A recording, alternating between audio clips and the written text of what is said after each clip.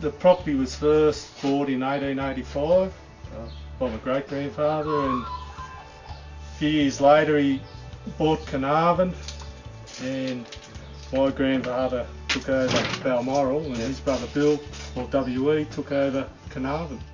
Back in those days, I only had probably 11, 12 acres of orchard, and they ran sheep and cattle and other stuff. Yeah, so the orchard wasn't that big.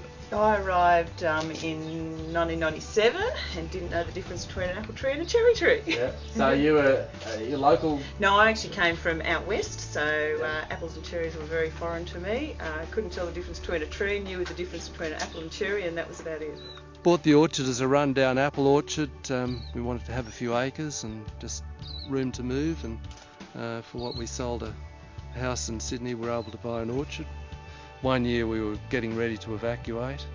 The bushfires were up over the Tauak Valley there, and we had, well, actually up the back there we had cinders coming across our place, so we were all ready to evacuate.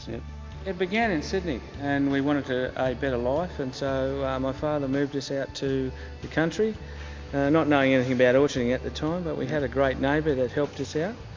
And from there I moved into banking then and a bit of accounting, and then came back to the family farm, and it's sort of been progressing ever since, and now it's down to my brother and myself. The rest of my sisters and brothers have gone off into other avenues, but we've been pursuing this avenue with orcharding, and we have a passion and a desire to produce some good fruit for people. And it's we've just lived that passion, I suppose. In the late 70s, early 80s, there was something like 180 growers. But now I think we'd struggle to find 30 or 40. And the growers are getting older. There's not many young fellas there. Well, it was around about 1924 that my father started planting the orchard originally.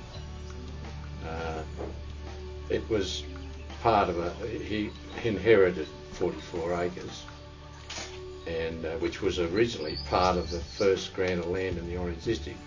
Rosedale was the name of the property, and he decided that he was going to be an orchardist. In 1924 he started planting cherries, and then pears and apples and things like that as time went on. This place is called Stoneleigh, and Mum and Dad's place is called Mirrabooka, and they both adjoin each other. So Mirrabooka's been owned by my family for a long time, since 1880s or 90s or something. And then this place we bought probably in the 1993 it was.